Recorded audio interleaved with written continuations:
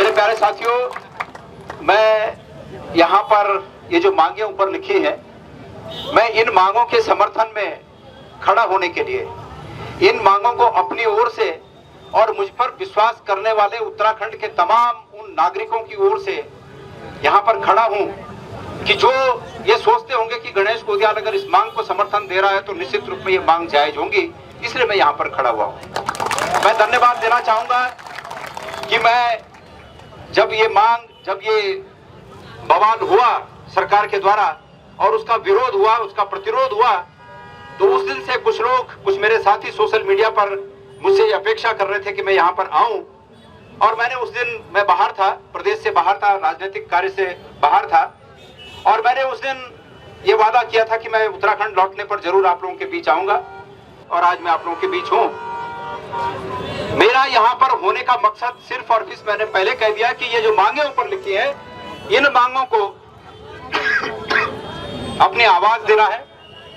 और उम्मीद करता हूं कि सत्ता में बैठे हुए लोग, देहरादून से दिल्ली तक जो लोग सत्ता में बैठे हैं, वो इन मांगों को सुने। मेरे प्यारे भाइयों, बड़े अफसोस की बात है, मनन करने वाली बात है कि जब से ये सरकार बनी है, मैं एक राजनीतिक पार्टी का कार्यकर्ता हूं, इसको इस रूप में ना लिया जाए कि मैं किसी राजनीतिक पार्टी का कार्यकर्ता होने की वजह से सत्ता में बैठे हुए राजनीतिक दल को कटघरे में खड़ा कर रहा हूं, ऐसा नहीं है। मैं इसलिए इस बात को कह रहा हूं कि मैं उत्तराखंड का नागरिक हूं, और मुझे ये लगता है कि गलत का विरोध होना चाहिए। आप मेरे सोशल मीडिया को हमेशा देखते होंगे, अगर हमारे में भी कुछ गलती है तो उस गलती का भी विरोध होना चाहिए। ऐसा नहीं कि हम अगर कर दें गलती तो माफ हो और दूसरा अगर गलती करे तो वो गलती है, ऐसा नहीं है।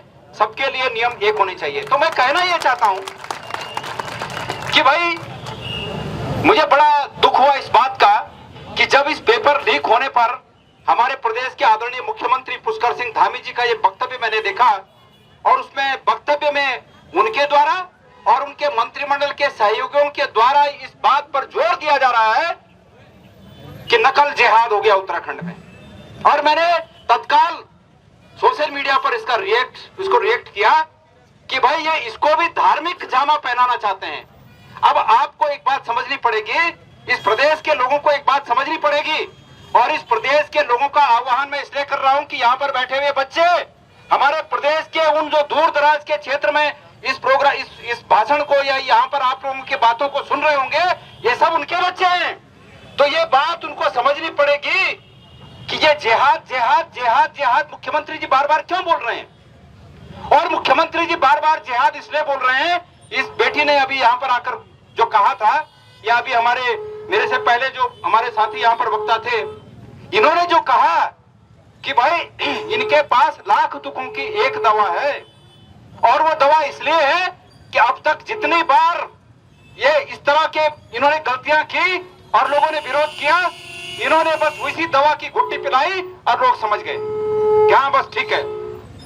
और जब इस दवा की घुट्टी, ये जिहाद रूपी दवा की घुट्टी पिला पिलाकर ये सत्ता के सिंहासन तक, सत्ता के शीर्ष तक पहुंच गए हैं, तो उनको पता है कि आज चाहे कुछ भी हो जाए, इनके पास वो घुट्टी है कि फिर वो उस घुट्टी को नए रूप में आपके बीच लाएंगे, उस दवा को आपके बीच नए रूप में लाएंगे, इस प्रदेश के लोगों के बीच उस दवा को नए रूप में आपके पास लाएंगे, नया नाम देकर लाएंगे, और फिर लोग उसमें बहक जाएंगे। मेरे प्यारे साथियों, जब से ये सरकार आई है, एक भी परीक्षा ऐसी नहीं है कि जिसमें इनके हितों को नहीं साधा गया। अफसोस इस बात का है कि संवैधानिक पदों पर बैठे हुए लोग, इन्होंने चुन चुनकर संवैधानिक पदों पर ऐसे लोग बिठा दिए हैं कि जिन्होंने इनके हितों की रक्षा के लिए आवाम के हितों को दरकिनार करके रख दिया। ऐसे लोगों को इन्होंने पदों पर बिठा दिया है। और मैं आपको एक बात बता दूं, इस प्रदेश के युवाओं को एक बात बता दूं मैं, अगर आपने रात दिन एक कर दिया ना, रात दिन एक, तो भी अगर आप 10 साल जाएगा उसकी सफाई करने में। जो यूनिवर्सिटी के वीसी इनके कौन जो शाखाओं में हाजिरी बजाते हैं, उनकी निष्ठा किसके प्रति होगी? उनकी निष्ठा जनगण मन के प्रति होगी क्या? उनकी निष्ठा सिर्फ और सिर्फ अपने लोगों के प्रति है। यूनिवर्सिटी के वीसी वो हैं, तमाम संवैधानिक पदों पर बैठे हुए लोग वो हैं, और अब तो और भी पेपर लीक हो रहा है और अधिकारी सफाई देने आ रहे हैं। अधिकारी सफाई देने आ रहे हैं। जो अधिकारी सफाई देने आ रहे हैं, मैं इस मंच से कहना चाहता हूं कि खबरदार, देश में प्रदेश में सत्ताएं आती हैं जाती हैं, लेकिन ये लगना चाहिए कि आपकी निष्ठा भारत के संविधान के प्रति है, भारत के युवाओं के प्रति है, भारत के नागरिकों के प्रति है। आपकी निष्ठा उसके प्रति नहीं होनी चाहिए जो 2-3 साल के लिए आपको किसी पद पर ट्रांसफर पोस्टिंग दे देते हैं, उनके प्रति नहीं होनी चाहिए। साथियों, अतीत में भी सरकारें रही, आपको पता होगा, हमारे युवा साथी पढ़े लिखे साथी हैं, एक ऐसे भी वक्त था जब एक देश की विपत्ति के समय एक बड़े मंत्री ने अपना एक बार सूट पहना और आईने में देखा और उनको सूट ठीक नहीं लगा, बाहर जाने के पहले सूट दूसरा पहन दिया और उतने में मंत्री पद चला गया। याद है? याद है? इस देश में ऐसा भी वक्त था, इस देश में ऐसे भी वक्त था जब किसी मुख्यमंत्री पर आरोप लगा तो मुख्यमंत्री को 24 घंटे के अंदर रिजाइन देना पड़ा। बाद में वो बरी हुए। इस देश में यह भी था कि केंद्रीय मंत्री, जब यूपीए की सरकार थी, केंद्रीय मंत्री पर आरोप लगे, कौन से घोटाले में 2G स्कीम 3G स्कीम क्या थे वो, और 10 साल तक केस चला और उसके बाद कोर्ट ने कहा कि 10 साल तक कोर्ट में बैठने के बाद, जज ने कहा, लिखा आदेश में, 10 साल तक कोर्ट में बैठने के बाद मैं इंतजार करता रहा कि कभी तो सरकार इसके प्रमाण देगी, लेकिन कोई प्रमाण नहीं आया, लिहाजा मैं इनको बाइज्जत बरी करता हूं। ऐसे भी थे, लेकिन उनको मंत्री पद से उस समय हटना पड़ा। और आज केंद्र के पास, इनकी सरकार के पास, इनके रहनुमाओं के पास, इनके नेताओं के पास ऐसी कौन सी इन्होंने जड़ी बूटी खिला रखी है कि इनको ये तक नहीं पूछा जा रहा है कि जितनी परीक्षाएं हुई उतनी परीक्षाएं, एक भी परीक्षा फुल प्रूफ क्यों नहीं हो पाई, ये तक नहीं पूछा जा रहा है। मेरे प्यारे साथियों, एक कहावत है, वो लड़के ने, हमारे छोटे बच्चे, मतलब मेरे अनुज ने पहले कहा, जो वक्ता थे, मैं नाम नहीं जानता, और उस बोलने का लबोलुबाब ये था कि अगर घर के बगल में डकैती पड़ी हो और बगल वाले को आराम से नींद आ जाए, या इस बहन ने कहा, किसी ने तो कहा अभी, लबोलुबाब यही था, अगर बगल में डकैती पड़ी हो और पड़ोसी को इत्मीनान से नींद आ जाए तो ये समझिए कि अगला नंबर उस पड़ोसी का है।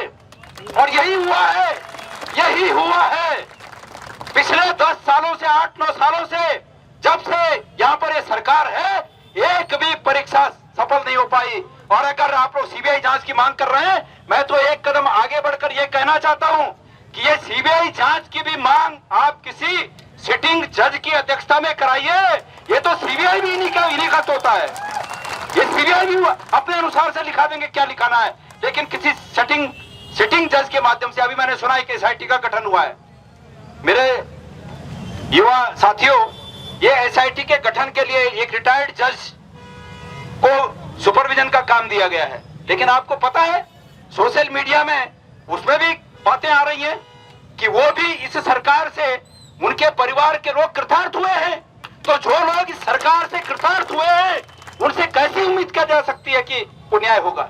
इसलिए इनकी किसी भी जांच पर हमें विश्वास नहीं है। मैं याद दिलाना चाहता हूं, 2020 में कोविड का दौर था, और कोविड के दौर में जब पहला 2020 का कोविड अप्रैल-मई से लॉकडाउन लग गया, उस लॉकडाउन में स्कूटर निकालने की भी परमिशन नहीं थी, याद है ना? स्कूटर निकालने की परमिशन नहीं थी, और 1100 पद उस समय सहकारिता में नोएडा में परीक्षा आयोजित करके भर दिए। मैं पूछना चाहता हूं कि वो नोएडा में जाने वाले छात्र कहां के थे? कौन जा पाया? कैसे हुआ? लेकिन लोग चुप रहे उस समय, मैंने कहा, लेकिन लोग चुप रहे, और आज चुप रहे तो बगल की डकैती आज अपने घर तक डकैती आ गई है। भारतीय जनता पार्टी के सत्ता में जो लोग बैठे हैं, उनके विधायकों ने लिखा कि 20-20 लाख में नौकरियां बिक रही है, लेकिन कुछ नहीं हुआ। क्यों? कि चुनाव जीत रहे हैं। तो मेरे भाइयों, ये बहुत बड़ी लड़ाई है, और इनकी लड़ाई में, इस लड़ाई में ये हमेशा जिस वेपन्स को यूज करते हैं, जिस हथियार को यूज करते हैं, वो हथियार है बांटने का हथियार। मैंने अपनी भूमिका पहले ही बता दी आप जिस स्तर तक मेरा सहयोग, मैं एक राजनीतिक कार्यकर्ता भी हूं, लेकिन इस मंच पे मैं अपने राजनीतिक पृष्ठभूमि को बगल रख के मैं उत्तराखंड के नागरिक के रूप में आप लोग के साथ हूं। और मेरी भूमिका, मैंने जब कहा कि मैं 4 दिन के लिए किसी राजनीतिक कार्य से बाहर जा रहा था, हमारी पार्टी की सर्वोच्च संस्था CWC की बैठक थी और हम 4-5 लोग जो वहां गए, हम लोगों ने हमारे सर्वोच्च नेता के सामने यहाँ की स्थिति को उजागर किया और हमने कहा, सबने वहां, हम लोग 4-5 लोग यहाँ से गए थे, हम सब ने कहा कि उत्तराखंड में हालात बहुत खराब हैं, हमारे युवाओं के साथ बड़ा भेदभाव हो रहा है, सरकारें नौकरियों बेचने का कारोबार सरकार चला रही है और हमारे युवा ठगे के ठगे हैं और उसका परिणाम है कि सोशल मीडिया के माध्यम से राहुल जी ने अपनी चिंता जाहिर की।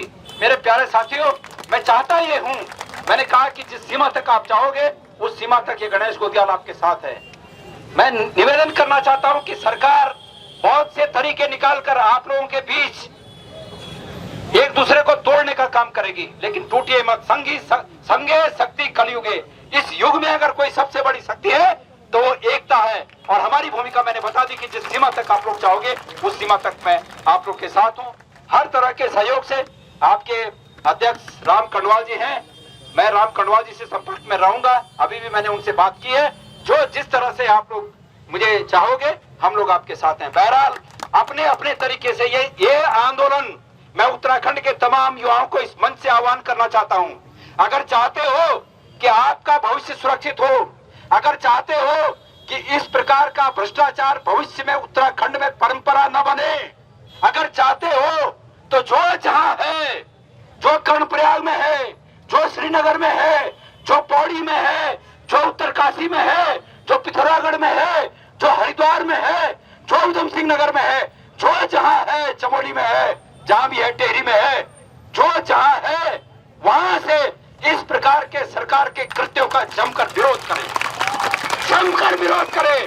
अगर ये चाहते हो कि ये बात परंपरा में बन जाए, आह्वान करना चाहता हूं। तो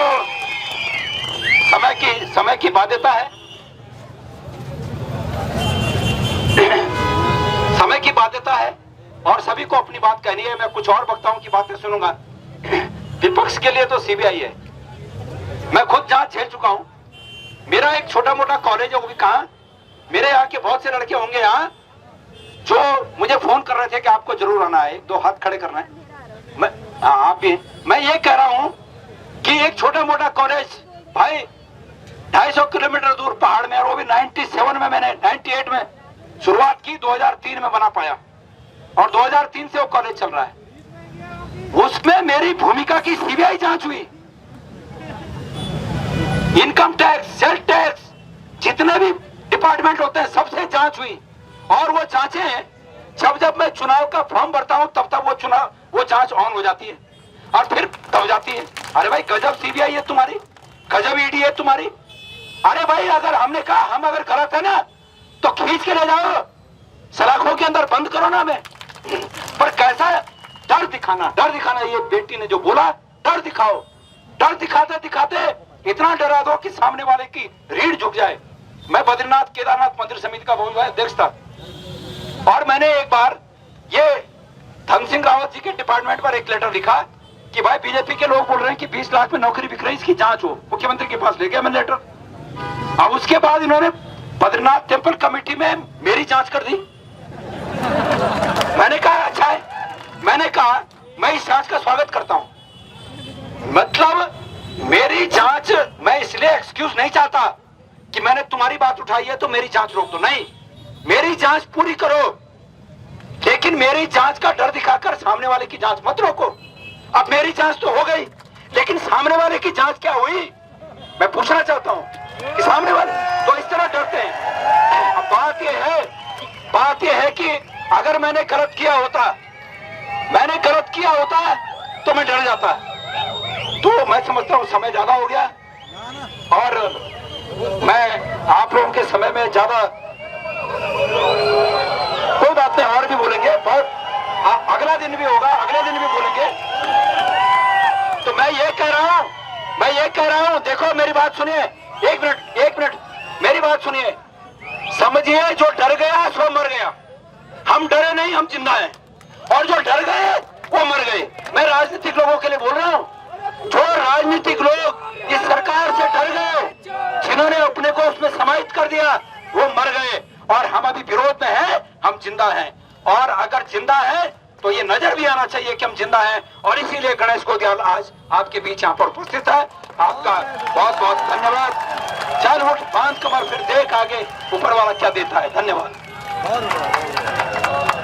बहुत बहुत धन्यवाद सर। जोरदार तालियों से सर का अभिवादन करें। बहुत बहुत धन्यवाद। पंडाल के अंदर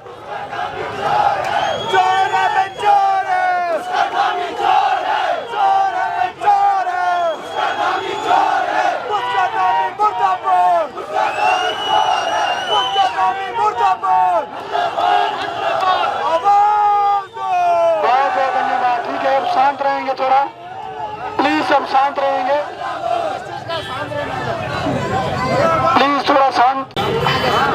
धन्यवाद। सबसे पहले मैं सैल्यूट करना चाहती हूँ मेरे युवा भाई युवा बहनों को, जो हिम्मत जो साहस आप लोग दिखा रहे हो आज, सच में उससे बहुत जोश मिलता है, बहुत ताकत मिलती है और एक विश्वास मिलता है कि हमारे प्रदेश का, हमारे आने वाले युवाओं का भविष्य सुरक्षित रहेगा। ये पूरी उम्मीद आज मुझे आप सब लोगों के बीच में आके लगी है। धन्यवाद देना चाहती हूँ बेरोजगार संघ के अध्यक्ष राम कांडवाल जी का, बॉबी भाई का, त्रिभुवन भाई का और सभी युवा भाई का, जो आज पूरे प्रदेश के युवाओं की लड़ाई इतनी मजबूती से लड़ रहे हैं। आज आप सब लोग उनके साथ जो खड़े हैं, आप लोगों को भी मेरा बहुत बहुत धन्यवाद।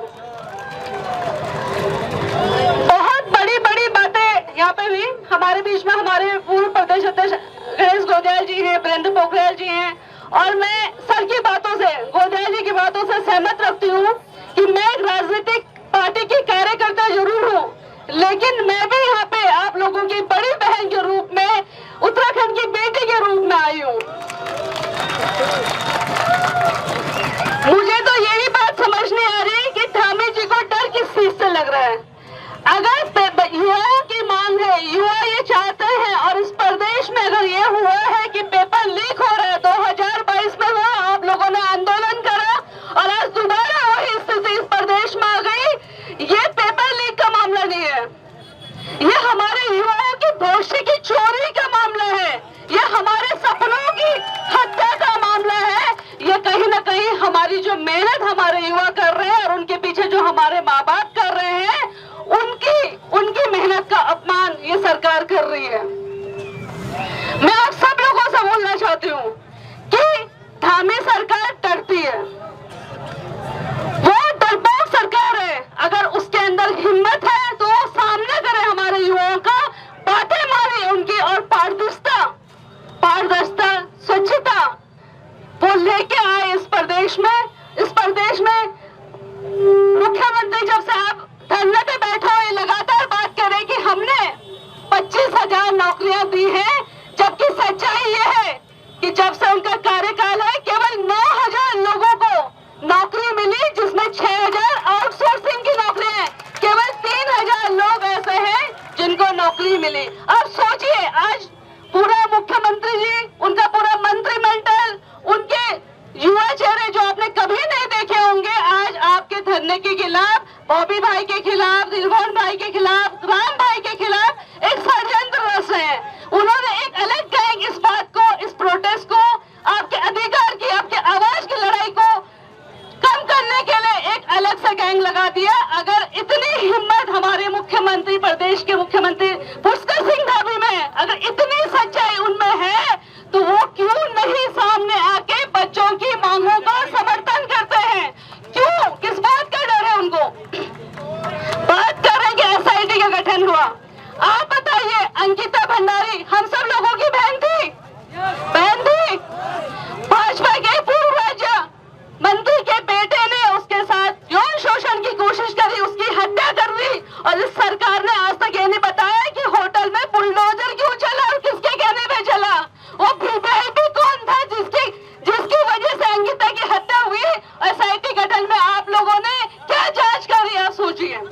हम लोगों को, हम सब लोगों को, और हम सब लोग आपके साथ हैं। मैं 21 तारीख को रात को यहाँ से घर गई थी। 22 तारीख से आप लोगों का धरना शुरू हुआ और मैं जब जब आपके धरने की वीडियो देख रही थी, जब जब मैं अपनी युवा बहनें, युवा भाइयों को देख रही थी, तो मुझ में एक नई हिम्मत आ रही थी और मैं सोच रही थी मैं कब आप लोगों के बीच में पहुंचूं। और मुझे बहुत खुशी हुई। जब हम आपकी उम्र में थे तो बहुत डर लगता था। हम सोचते थे खड़े कैसे होंगे, माइक कैसे पकड़ेंगे, बोलेंगे कैसे। लेकिन ये उत्तराखंड का युवा है, ये क्रांति लाना जानता है। और जिन लोगों ने उत्तराखंड को बनाने के लिए सादतें दी हमारे परिवार वालों ने, आज उनके बच्चे इस प्रदेश को बचाने के लिए खड़े हैं। ये बहुत बड़ी हिम्मत की बात है। ये बहुत बड़ी हिम्मत आप लोगों के अंदर है कि आज आप खड़े हो इस भ्रष्ट सरकार से, इस अलोकतांत्रिक सरकार से, इस निरंकुश सरकार से अगर आप लोग लड़ रहे हो तो ये बड़ी हिम्मत की बात है। और ये हिम्मत जैसे सब लोग बोल रहे हैं, मैं भी वही बात बोलूंगी कि आप डरिएगा मत। जब जब आंदोलन हुए तो तख्ता पलट हुए हैं। बस हमें बने रहना है, हमें लड़ते रहना है। अगर हम बने रहेंगे, अगर हम हिम्मत नहीं हारेंगे, अगर हम लड़ते रहेंगे तो आप लोग देखिएगा कि धामी जी भी झुकेंगे और ये सरकार भी झुकेंगी और हमारे युवाओं के लिए न्याय होगा। और आने वाला जो वक्त होगा, आने वाली जो हमारी युवा पीढ़ी होगी, आप लोगों का उदाहरण देंगे। राम भाई का, बॉबी भाई का, त्रिवेण भाई का, युवा जो भाई यहाँ पे लगे हुए हैं, उन सब का उदाहरण देंगे कि इन लोगों ने एक लड़ाई हम सब लोगों के लिए लड़ी थी, हम लोगों के भविष्य के लिए लड़ी थी। और आज उत्तराखंड का भविष्य आप सब लोगों के हाथ में है। आज हम सब लोगों की, मैं उसी परिवार से आती हूँ। जब हम स्कूल जाते थे तो सुबह पहले घास काटने जाते थे, फिर स्कूल जाते थे, फिर आते थे, फिर पानी लाते थे, गाय दूध निकालते थे और फिर खाना बनाते थे, सब पढ़ाई करते थे। तो गांव का जो संघर्ष है, हमारे माता पिता का जो संघर्ष है, वो संघर्ष आज यहाँ पे जो खड़े भाई हैं उनके हर परिवार का संघर्ष है। उत्तराखंड को बनाने वाले हर माता, हर बहन, हर युवा भाई का संघर्ष है, जिन्होंने इस प्रदेश के लिए अपनी जान की कुर्बानी दी, महीनों जेलों में रहे और एक लड़ाई लड़ी कि एक अलग प्रदेश उत्तराखंड बने, जहां हमारे देश प्रदेश के लोगों का भविष्य उज्जवल हो सके। लेकिन उन्हें क्या पता था कि आज जो सरकार सत्ताओं में बैठेंगी, वो सरकार इस तरीके से आज हमारे भविष्य को, हमारे युवाओं को सड़कों पे लाके खड़ा करेगी। मैं आप लोगों को विश्वास दिलाती हूँ कि जब तक आप लोग बैठे हुए धरने पे, मैं आपके समर्थन में यहाँ पे आती रहूंगी, आप लोगों के साथ खड़ी रहूंगी और हमसे आप लोगों को जो भी मदद चाहिए, एक बड़ी बहन के रूप में मैं हमेशा आप लोगों के साथ खड़ी रहूंगी। बहुत बहुत धन्यवाद, आप लोगों ने यहाँ पे मौका दिया। और मैं जोर से फिर से बोलना चाहती हूँ, पेपर चोर, पेपर चोर, पुष्कर धामी वीक है, पुष्कर धामी वीक है। ऐसे कमजोर लोगों को सत्ता में बैठने का कोई अधिकार नहीं है, जो अपने युवा भाइयों को, अपने युवाओं का की बात भी न सुन सके। तो ऐसे लोगों को सत्ता से उखाड़ने का काम हम सब लोगों को, आप सब लोगों को मिलकर करना पड़ेगा। बहुत बहुत धन्यवाद आप सब लोगों का।